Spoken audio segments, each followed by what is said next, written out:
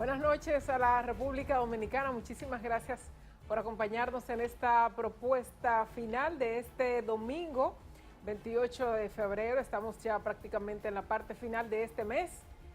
Un gusto, un honor que nos acompañen el señor Alexander Valenzuela y quien os dirige la palabra, Joanna Valenzuela. Estaremos con ustedes durante la próxima hora. Buenas noches. Último domingo de febrero, domingo 28. Buenas noches.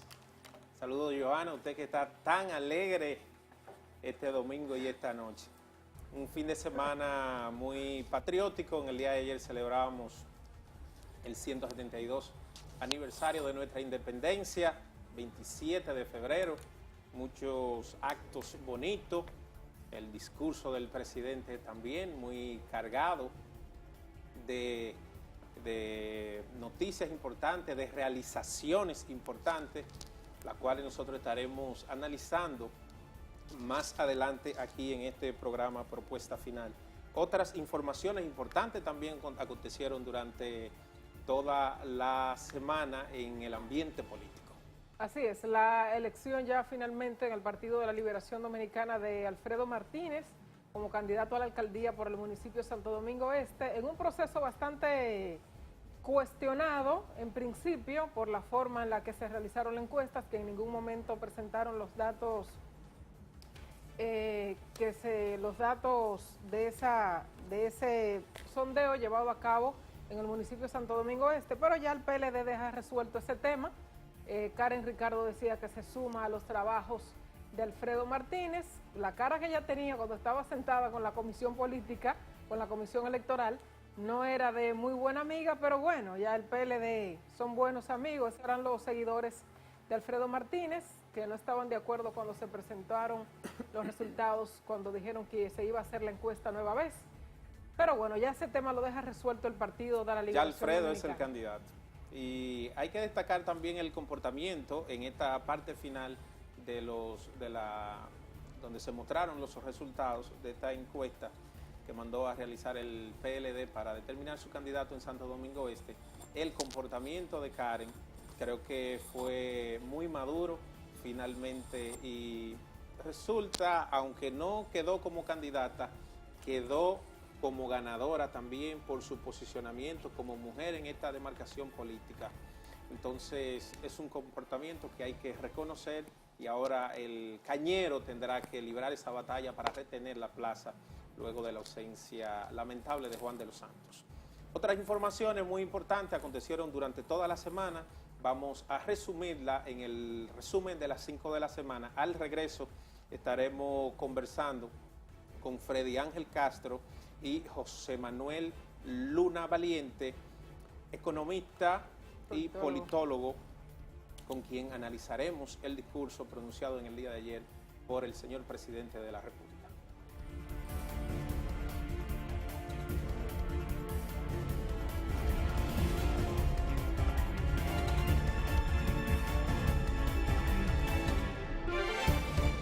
Tengo que ver la información antes de emitir mi opinión. El diputado Alfredo Martínez es el candidato a alcalde por el Partido de la Liberación Dominicana en el municipio de Santo Domingo Este. La comisión electoral de este partido anunció que el Cañero ganó la candidatura con resultados de 27.8% frente a un 26.5% obtenido por la también diputada Karen Ricardo. Fueron dados a conocer los porcentajes de los distritos municipales de San Luis y La Victoria, donde ganaron Raúl Mañón con 56.5% y José Ramón Hernández con un 61.6% respectivamente.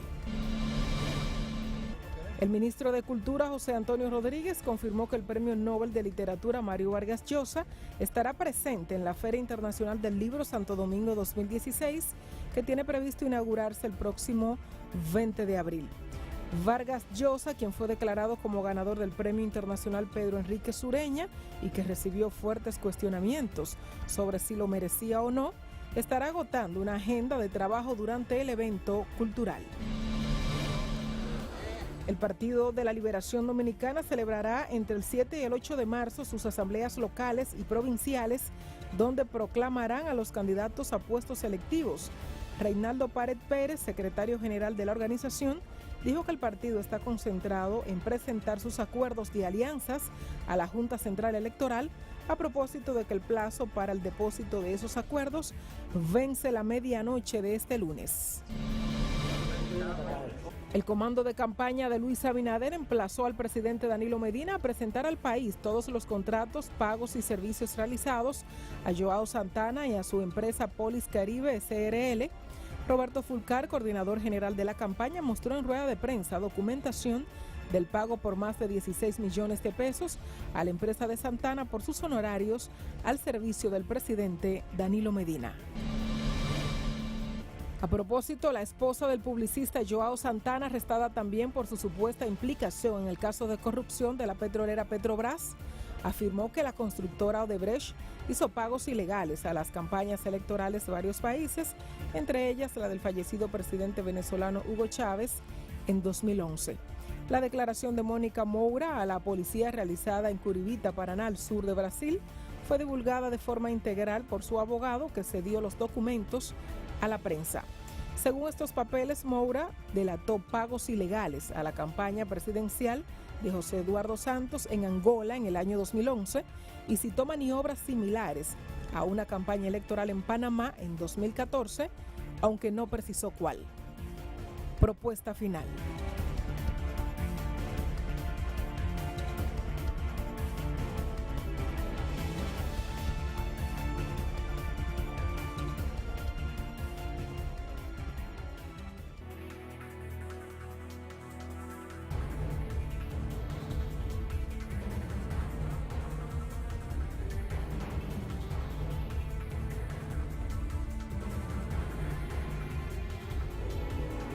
Qué bueno que continúan con nosotros en Propuesta Final. Ya están con nosotros nuestros invitados especiales de esta noche, el politólogo Freddy Ángel Castro y el economista José Manuel Luna Valiente, para analizar el discurso del presidente de la República en el día de ayer, su rendición de cuentas al país, a propósito ya de que culmina este cuatrienio, este presente gobierno. Buenas noches. Buenas noches, gracias por la invitación. Buenas noches, gracias por la invitación. Vamos a hacer entonces un balance completo de lo que les pareció a ustedes y luego ya entonces lo veremos por parte del discurso de los puntos más destacados. Bien, el presidente de la República, Danilo Medina, en el día de ayer hizo su rendición de cuentas de su último año del periodo electoral para el cual fue electo del 2012-2016.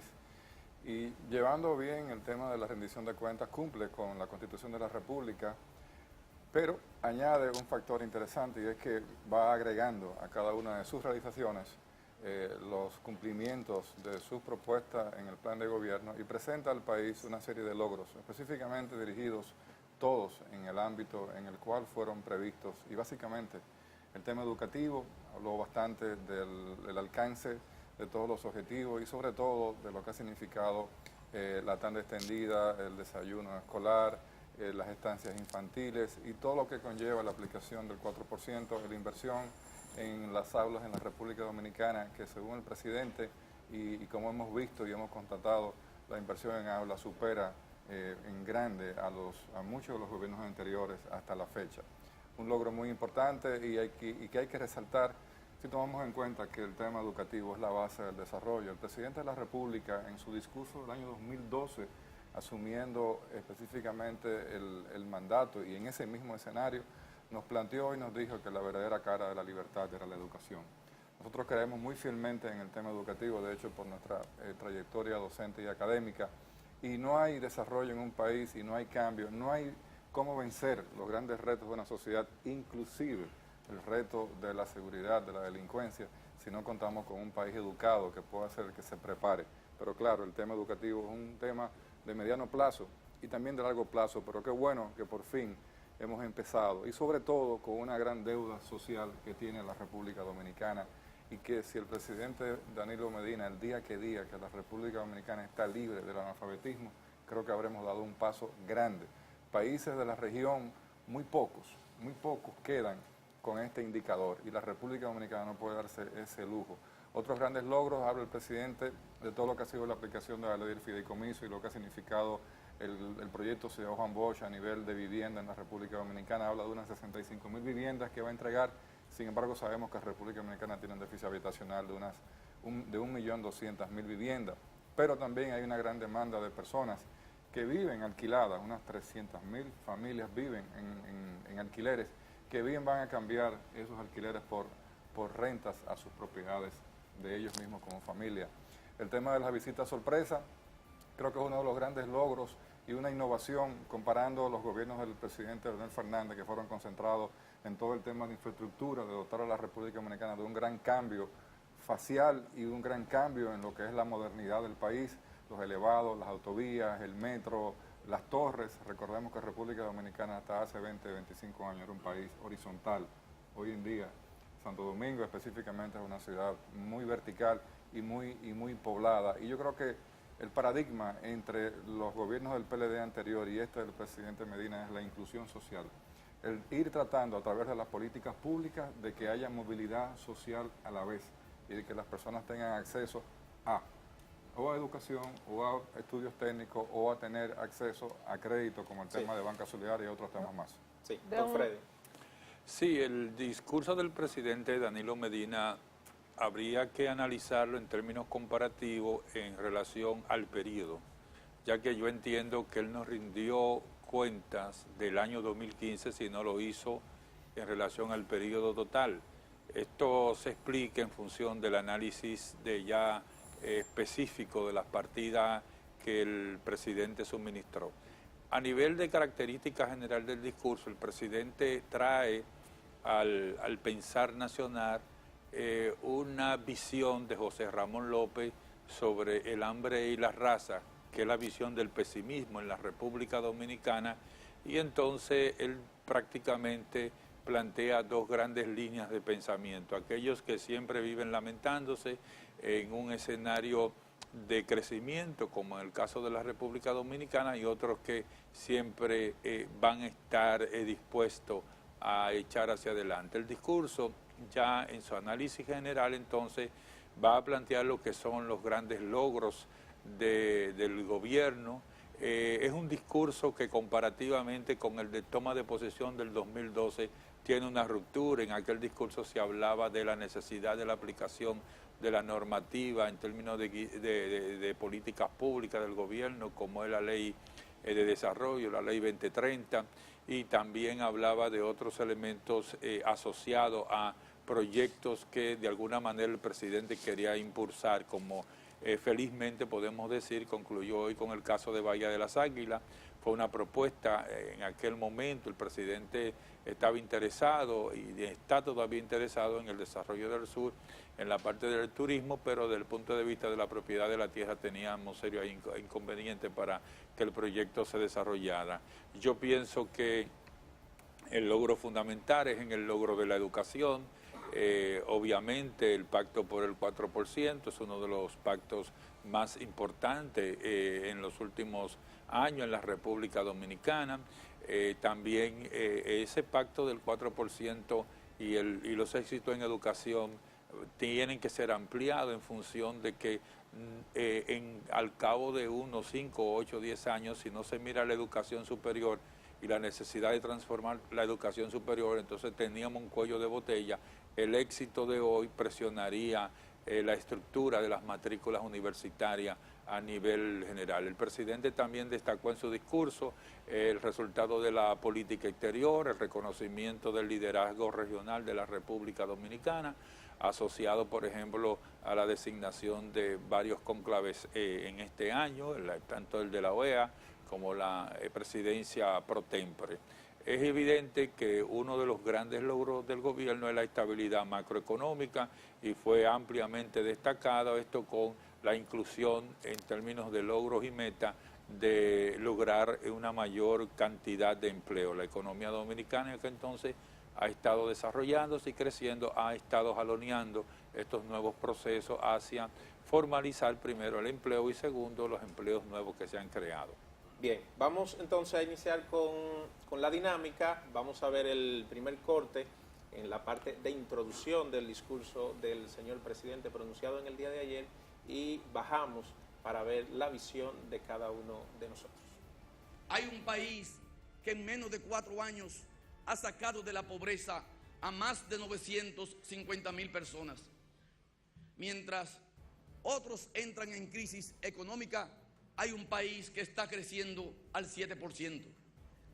Hay un país que ha creado empleos para su gente durante 40 meses seguidos.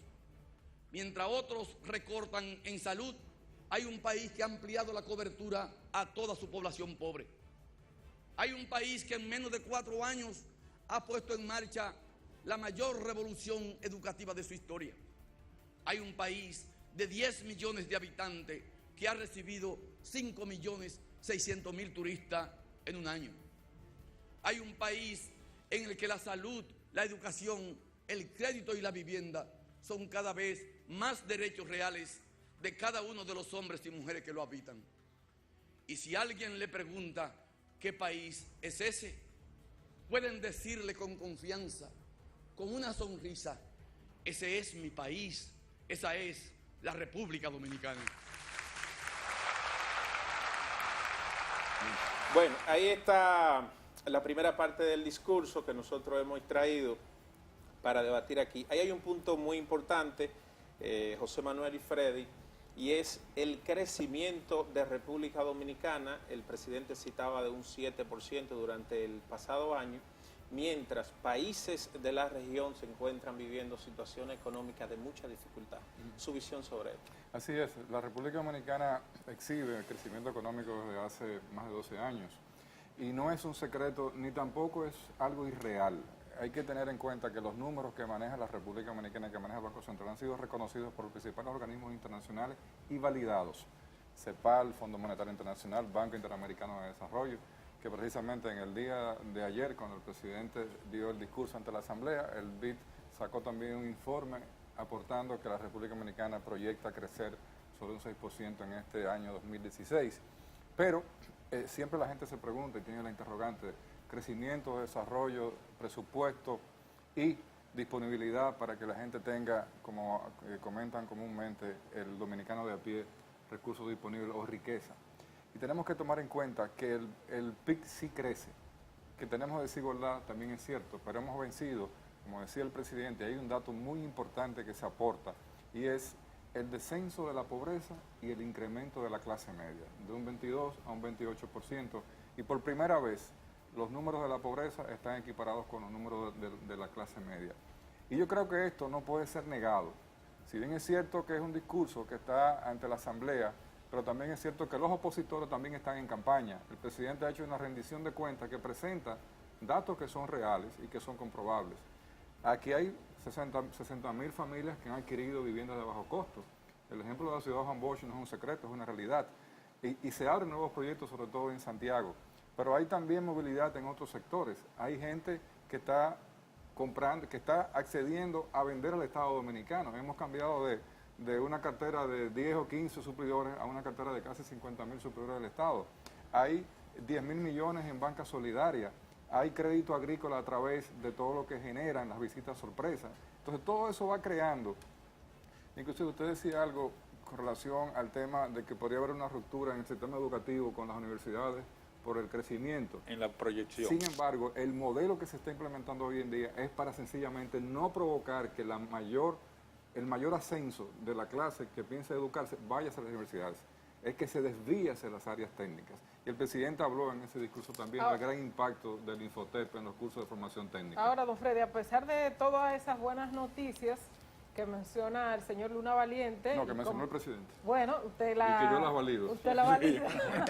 A pesar de todo eso, seguimos teniendo una tasa de desempleo, sobre todo en los jóvenes, todavía demasiado exorbitante. El problema, por ejemplo, de nuestra Policía Nacional, a propósito de que el presidente mencionaba el asunto de las viviendas, aquí de proyectos tan importantes como la ciudad Juan Bosch o la Barquita, también, que debe mencionarse, pero todavía tenemos, por ejemplo, un agente de la Policía Nacional, que son los que están para cuidarnos a nosotros, ganando 6.000 y 5.000 pesos, y en casuchas de callejones, pagando quizás 1.500 o 2.500 pesos o 3.500 pesos, que realmente no va con la dignidad que deberían tener.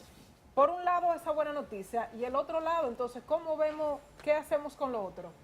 Bueno, yo pienso que en el caso del comportamiento económico en la República Dominicana y el crecimiento, había que recuperar una parte del enfoque que lo ha hecho, por ejemplo, el Banco Central.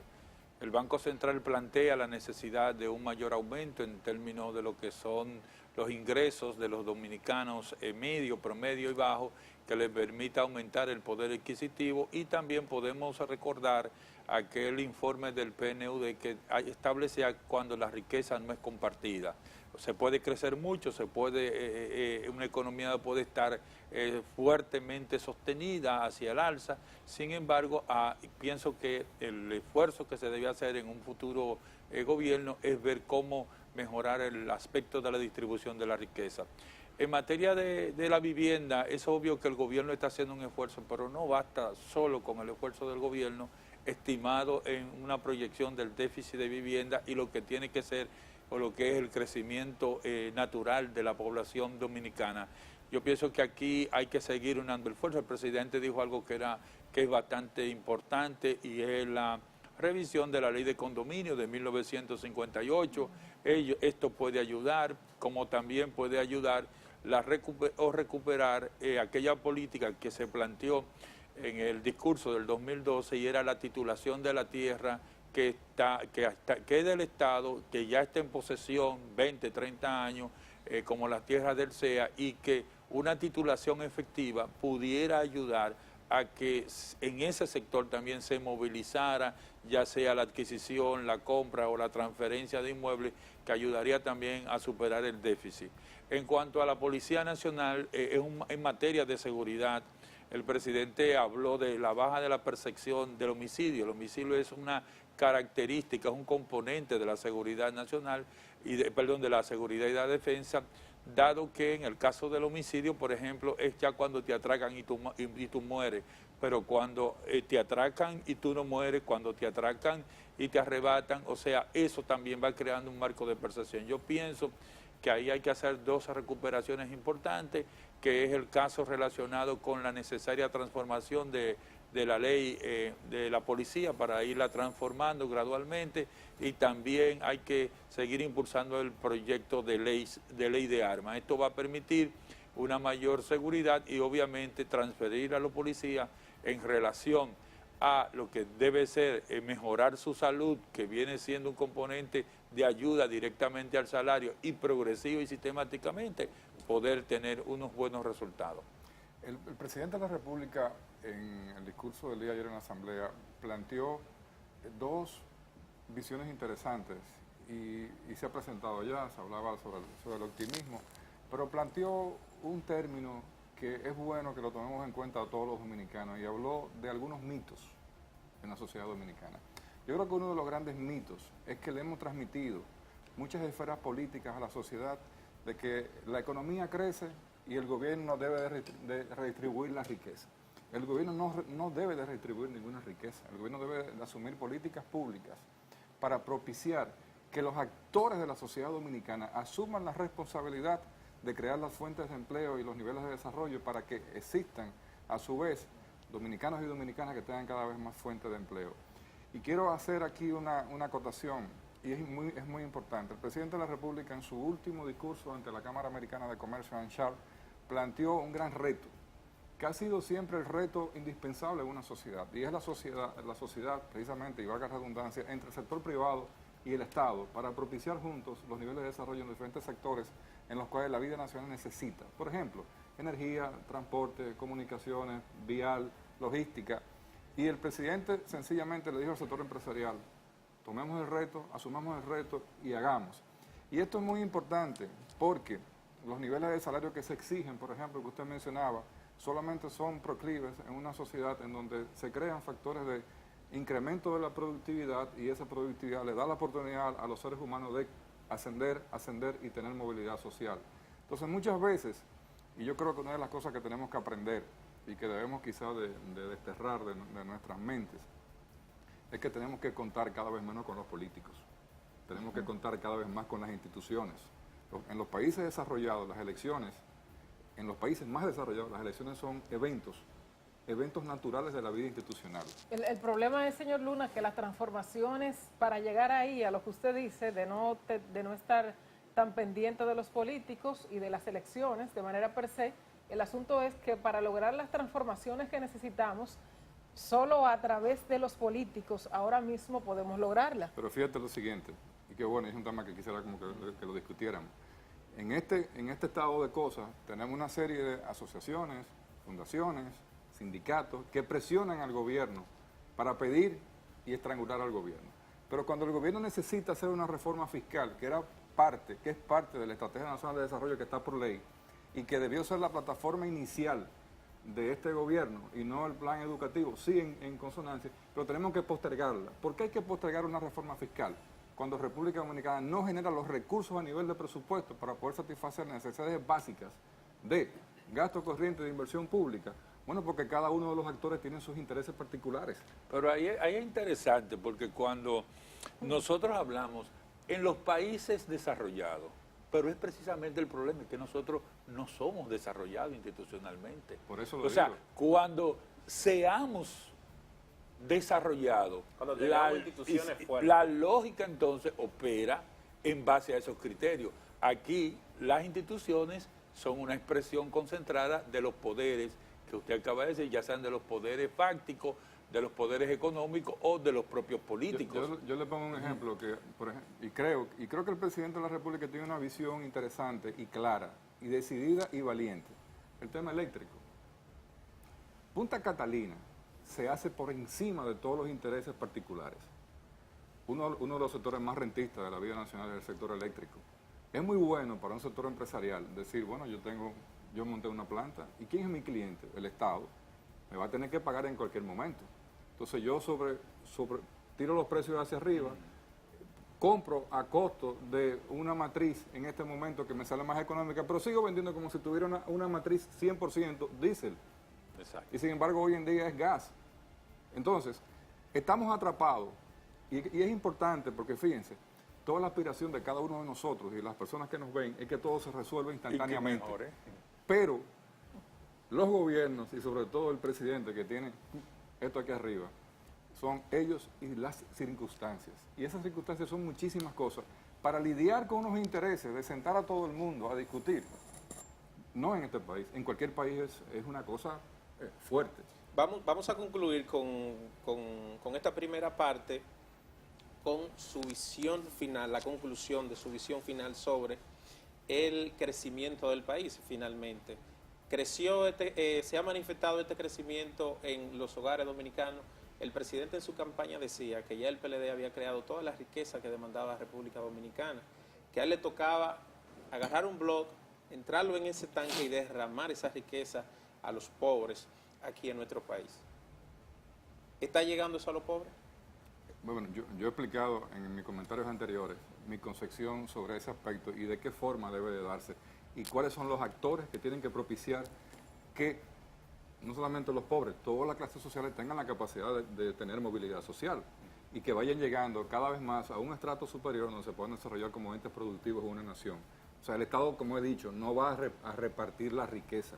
El Estado debe de crear las bases a nivel de políticas públicas para que surjan esas riquezas, pero son todos los actores, el sector empresarial, el sector comercial, los sectores productivos, no solamente los sectores que producen empleo, porque por ejemplo, los sectores que más crecen son los que menos emplean, pero eso a su vez no quieren desarrollar más empresas y no quieren pagar sueldos y salarios más elevados. Entonces, ¿qué quieren? Que el Estado sencillamente les brinde incentivos, el gasto tributario, que dejen de pagar impuestos y forzan al Estado a que cada vez más. Nosotros tenemos 10 años con la presión tributaria en un 14%. Somos la segunda presión tributaria más baja. ¿Qué Estado hoy en día, cuando los países desarrollados tienen salud, educación, vivienda y trabajo cubiertos en un 40% por presión tributaria, llegar a un nivel así concibe desaparecer tantas iniquidades que hay en la vida nacional en el ámbito de informalidad, economías subterráneas? Entonces la economía formal es chiquitita. La presión tributaria, ¿para qué da? Por eso el presupuesto tiene un 70% que es impuestos de la Dirección de Aduanas y de impuestos internos, y el resto es financiado. ¿Por qué? Porque no tenemos la capacidad y porque nadie quiere tampoco pagar impuestos. ¿Qué Don piensa? Fred. Bueno, Sí. el problema aquí reside en, y ya prácticamente hay que separar un poco del análisis mismo del presidente Danilo Medina y de la responsabilidad. Es que por deficiencia de esas políticas públicas, la clase media, los sectores, muchos sectores populares, hemos tenido que crear un acueducto, hemos tenido que crear una planta eléctrica y esos gastos que nosotros lo tenemos ahora, si la eficiencia en términos de esas políticas públicas se lograra, entonces eliminamos esos costos y la presión tributaria es importante, es soportable. Lo que pasa es que habría que transferir y transparentar todo lo que usted dice, por ejemplo, lo que tiene que ver con el subsidio que se le presta a las mismas compañías, que son subsidios que van directamente a incentivar una situación de ganancia con alto nivel de corporativismo, con un alto nivel de rentabilidad, pero con poco nivel de eficiencia. Entonces ahí hay una situación que también hay que resolver, porque a largo plazo o a corto o mediano plazo, por ejemplo, uno estaría con el aumento de la presión tributaria, pero entonces, ¿cómo transferir eso a una política eficiente? Entonces, perdón, ahí está la deficiencia, ahí está la crítica. O sea, es que queremos, o sea, somos reticentes, porque decimos, no, es que nuestra economía y yo no gano y no tengo salario, pero no pensamos. O sea, señores, los primeros artículos de nuestra Constitución están asociados a los niveles de lo que debemos lograr como países desarrollados. El Estado debe de garantizar tales y tales y tales y tales. Ahí está todo. Entonces, ¿cómo llegar hasta ahí? El hecho es que cuando uno tenga ese estadio cumplido, porque sería muy bueno usted decir, bueno, yo no me tengo que preocupar por nada. Ahora, ¿qué yo tuve que hacer para llegar ahí? Bueno, yo tengo que transparentar muchas cosas. Exacto. Porque, por ejemplo, si podemos hablar, si hablamos de eso, ¿y cómo un transportista y un sindicato cierra la 27 de febrero a las 6 de la mañana y provoca que gente pierdan sus empleos, se mueran gente, la parturienta parió en el carro, los niños llegaron tarde a la escuela, lo dejó el avión? O sea, el anarquismo. El daño a la economía, De cada una de esas empresas, o sea, ¿cuánto le costó a la economía dominicana una charlatanería de un sindicato? Sí, pero ¿cuánto le costó? ¿Y cuántos sindicatos hay repetidos? Pero ¿cuánto le costó a la economía dominicana el hecho de que tú vas a un supermercado y te dicen con comprobante fiscal y sin comprobante fiscal?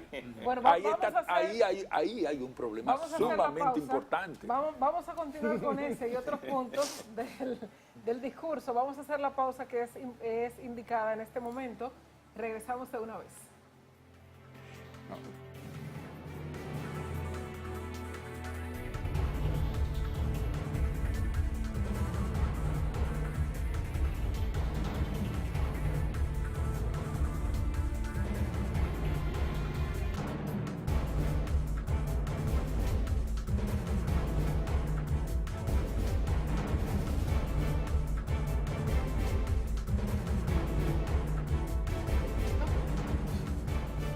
Bien, continuamos con este análisis súper interesante de la rendición de cuentas del presidente de la República, Danilo Medina. Vamos ahora a ver el siguiente corte para entonces analizar sobre ese tema. Declarado este año 2016 como el año de la vivienda. Esto quiere decir que vamos a enfocar todos nuestros esfuerzos en una tarea que lleva tiempo esperando que alguien tenga la voluntad de ocuparse de ella. Nos hemos propuesto acabar con el falso cliché de que la casa propia es un sueño que solo alcanzan los que tienen dinero. No podemos seguir aceptando que barrios y comunidades enteras sigan en condiciones habitacionales pésimas. Bueno, ahí está el pronunciamiento del presidente donde se declara el año 2016 como el año de la vivienda. Ya ustedes decían sobre los aportes importantes y los proyectos, los grandes proyectos como La Barquita, Ciudad Juan Bosch, la Mesopotamia en San Juan y Rito en La Vega. Entonces, vamos a ver el siguiente corte. Déjame hacer una precisión rapidita, sí, que es un aporte interesante. El tema de Ciudad Juan Bosch, La Barquita, yo creo que tenemos que verlo con el trasfondo de lo que es la plataforma que sirve de ambiente a una participación del Estado y el sector privado, Claro, que es una asociación, y es a través de la ley del del fideicomiso, que no solamente le sirve al gobierno, porque No, ya hay empresas privadas solas, fuera de Ciudad Juan Bosch, que han hecho proyectos del mismo tamaño de Ciudad Juan Bosch, y menciono el caso de Constructora Bisonó. Todos conocen la parte norte de la ciudad, por diferentes sectores, y son proyectos de clase media y de clase media baja que han sido desarrollados con la figura del fideicomiso, que es muy importante porque es una figura transparente, en donde el constructor no se queda con los recursos para comprar una jipeta y una villa, sino que tiene que depositarlo en una cuenta específica, que es la que distribuye para pagar los insumos del proyecto y repartir los beneficios del mismo. O sea que la figura del fideicomiso viene a resultar un gran aporte como políticas públicas para el sector privado y el mismo gobierno.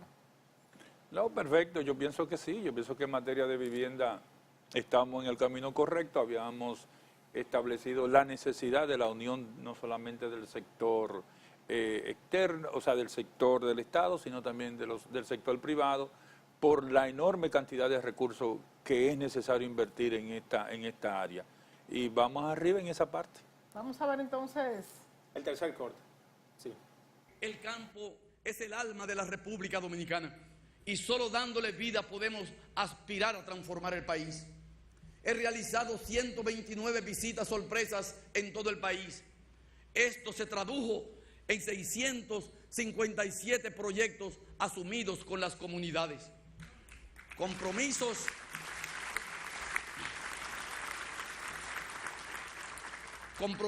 que se han traducido en inversiones por más de 16.376 millones de pesos, los cuales ya han generado más de 100.000 empleos directos y más de 180.000 indirectos.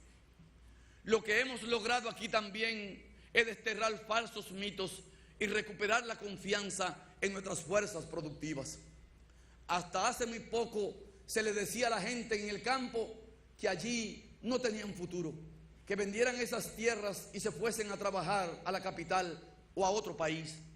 Hasta hace muy poco, si la gente se quería sacar adelante un proyecto, tenían que tomar dinero prestado con usureros o peregrinar en busca de apoyo. Nosotros hemos salido a buscarlo. Les hemos dicho, quédense aquí en su tierra. Necesitamos de su trabajo y necesitamos de sus...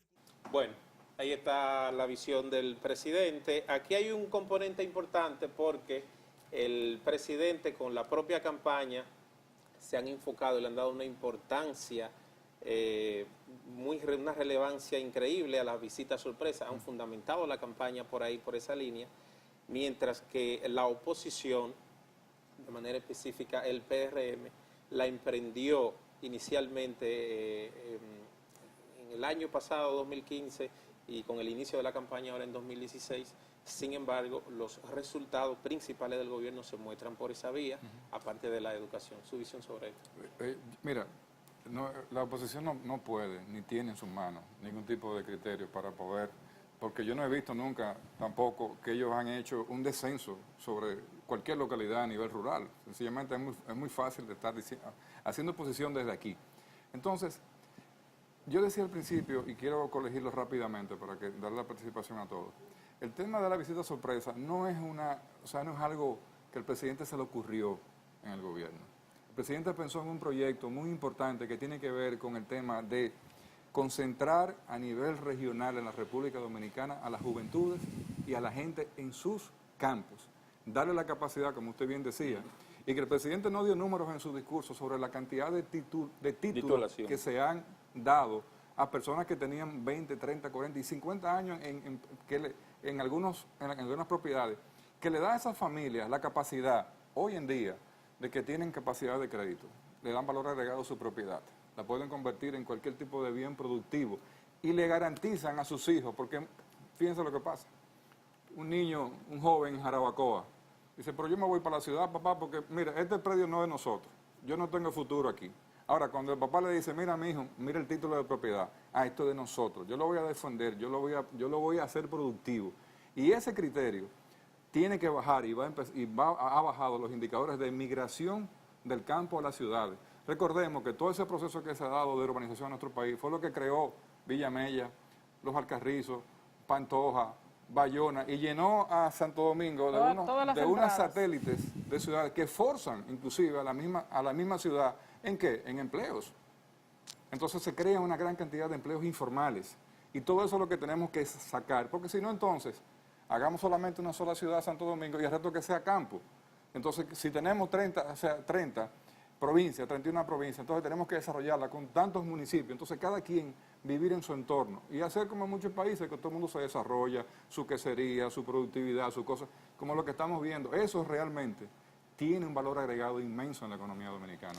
En el caso de la visita sorpresa, uno de los eventos más importantes es la posibilidad de revertir esa situación que se presentó ya a final del siglo pasado, donde el motoconcho y la banca era el gran símbolo de las oportunidades metropolitanas. Es así, banca y motoconcho. Ese campesino, esa persona dejaba esos predios y se enganchaba aquí en un motoconcho y de alguna manera le estaba yendo mejor. Ahora, con las visitas sorpresa, yo creo que el presidente Danilo Medina también la centra en una visión de políticas públicas, o sea, centrar lo que es la oportunidad desde el punto de vista de las personas como centro y eje del gobierno hacia esas visitas sorpresa. Esas visitas sorpresa entonces te están generando un conjunto de emprendedores, esos emprendedores a nivel asociativo que no solamente ven ya el mercado local, sino que pudieran desarrollar potencialidades para el mercado internacional. Yo dudo mucho que haya tiempo y recursos para hacer un levantamiento exhaustivo por parte de la oposición para realmente ver si hay o no éxito corrompido, no, eso no es tan fácil. No hay que fiscalizarlo. Eso no es tan fácil. Es un proyecto es un proyecto nuevo. Claro. O sea, no la teníamos, ahora la tenemos, ahora la criticamos. Exacto. Vamos a ver el siguiente corte. Otro motivo más para sentir orgullo de nuestros productores. Y de nuevo, esto no es algo que dice este presidente o su gobierno. El éxito de nuestra iniciativa ha sido ampliamente reconocido fuera de nuestra frontera, por el Programa de las Naciones Unidas para el Desarrollo, por la FAO y por las delegaciones de países hermanos que han querido conocerla de primera mano visitando nuestro país. Por todo esto, podemos decir que si alguien afirma que estas visitas no tienen importancia, es porque esa persona sencillamente no conoce la realidad dominicana. Sí, básicamente Bueno, lo mismo. ahí está. O sea, lo mandó al campo. Sí. Exacto. Mandó a Luis Abinader al campo. No Sí, sé, pero- a cualquier Bueno, persona. Ir al campo. al que ha cuestionado las visitas sorpresas, que es el candidato de una manera muy errática, el candidato del Partido Revolucionario Moderno. Ahí entra la parte política, el discurso, y como estamos en reelección, cuando estamos, me refiero al presidente de la República y el Partido de la Liberación Dominicana, pues sin duda que no hay forma de que pueda quedarse esos puntitos políticos para recordarle a la gente también esos logros para el gobierno. Entonces, ustedes saben que eso tiene un impacto también mucho más interesante en las poblaciones a nivel regional. Y es que en todos los países de ordenamiento jurídico y con instituciones fuertes, realmente los gobiernos son los ayuntamientos. Eso le va a dar la oportunidad a que los ayuntamientos dejen de hacer aceras y se concentren en ver el impacto que tiene el desarrollo de todas sus comunidades, ya como un entorno mucho más englobado. Vamos con Digo, que sigan haciendo aceras también. Sí, Claro que sí. hay que hacerla donde falta. Vamos claro. con uno de los puntos más importantes del discurso. Vamos a ver esta intervención del presidente. En el caso de Bahía de las Águilas, las implicaciones de la dilación eran más lacerantes. El sur no podía esperar más, mientras la mayor parte de sus habitantes vivía y sigue viviendo en la pobreza. El pasado jueves, una sentencia del Tribunal Superior de Tierras selló la liberación de las tierras secuestradas al ratificar la sentencia de agosto del 2014 emitida por la 8ª Sala del Tribunal de Tierra de la jurisdicción del Distrito Nacional. Hoy podemos decir que el secuestro ha terminado definitivamente. Bahía de las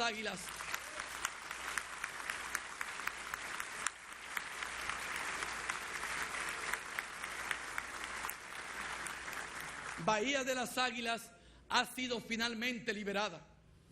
Debo hacer una pausa necesaria para reconocer el extraordinario esfuerzo de 3 mujeres que con su ejemplo de lucha en esta cruzada liberadora han logrado sembrar la esperanza de un futuro mejor para todos los dominicanos. El país estará siempre en deuda con ellas. No encuentro palabras para describir el esfuerzo que realizó durante años esa mujer extraordinaria que en vida llevó el nombre de Carmen Lora Iglesia y que todos conocimos y admiramos como doña Piqui Lora.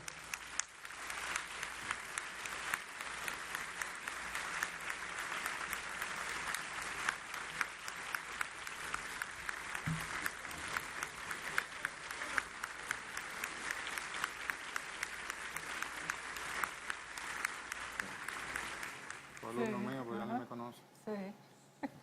Bueno, el punto, hubo una sentencia muy importante esta semana de todos los años que lleva el caso de Bahía de las Águilas dando vueltas en nuestra justicia, y fue ratificar que los terrenos no pertenecen a nadie, sino que siguen siendo propiedad del Estado. Y el presidente se refería a ese punto ya en la parte prácticamente final del discurso. ¿Qué piensan ustedes y si creen que finalmente llegará alguna luz para Bahía de las Águilas y para esa parte del sur del país? Hay que diferenciar que lo que se proyecta en Bahía de las Águilas, porque la gente está pensando que Bahía de las Águilas se va a explotar, que todo el mundo va ahí, o sea, y es totalmente errado. O sea, hay una división muy clara de lo que va a seguir siendo Parque Nacional y de lo que se va a dirigir hacia el desarrollo de toda una infraestructura que va a servir. De hecho, se empieza a hacer un aeropuerto en Cabo Rojo, un malecón en Pedernales. Pero yo creo, y quiero ir a un punto que está por encima de todo lo que es la sentencia, de lo que significa esto, y yo aspiro a que lo que ha pasado con Bahía de las Águilas se repita en innumerables casos que existen en la República Dominicana de terrenos que han sido o que están en manos y que han tratado de ser sencillamente, como planteó el presidente de la República, y dijo una palabra muy fina, pero en todo caso, que un grupo de delincuentes por 17 años mantuvo en ascuas terrenos del Estado. Pero ¿cuántos terrenos del Estado estarán en manos de grupos también delincuenciales muy parecidos? Yo creo que esto es una muestra importante. Y las cosas siempre vienen por decantación.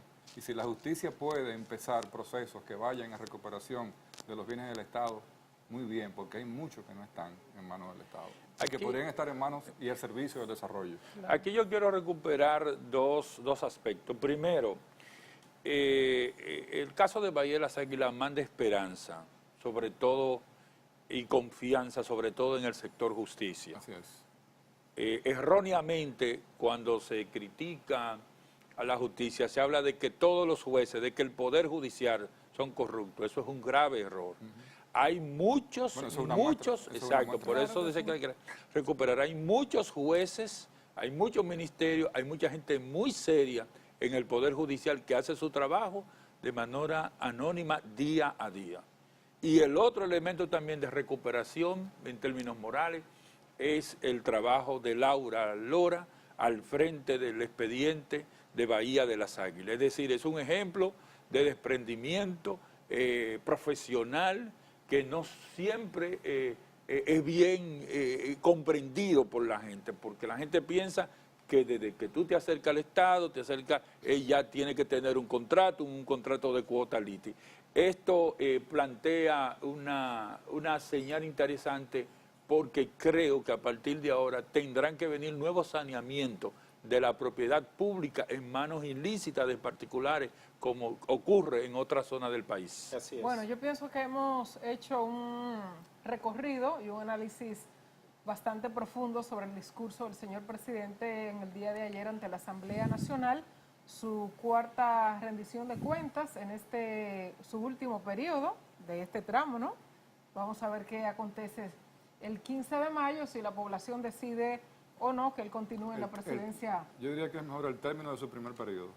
El término de su primer periodo. Bueno, ¿Y usted, don Federico? No, yo dejo al soberano que decida. No. El pueblo dominicano es el soberano. Usted exigió transparencia en los bienes del Estado, ahora no se me ranea. No, de ninguna manera. Parece que están haciendo todos los esfuerzos para lograrlo. claro. bueno, pero bueno. Pues vaya al campo y visítelo para que conozca la verdad. Debemos entonces agradecerle a don Freddy Ángel Castro, politólogo, y al señor José Manuel Luna Valiente, economista, por acompañarnos en esta noche en Propuesta Final, y todo este análisis de la rendición de cuentas del presidente de la República. Bueno, de esta manera Llegamos llegamos al a la final. parte final. El Gracias, tiempo Pedro. resultó poco. Hasta el próximo domingo para continuar en tantas este debate. ideas y debate. Se quedaron aspectos del discurso Claro que son sí, interesantes, se quedan pero algunos puntos y temas que el presidente no trató en esa rendición de cuentas, pero bueno. Pero hay muchos temas que se convierten simplemente en demagogia política para los que están aspirando a una elección. Decirle al presidente que hable de fulano, de mengano, del financiamiento, no es el tema del discurso de rendición de cuentas. Continúen con la programación de Telefuturo. Será hasta el próximo encuentro. Buenas noches.